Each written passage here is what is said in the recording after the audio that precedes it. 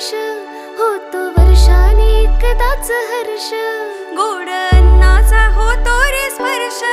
घ्यावा जाणून हा परामर्श पुऱ्या वर्षा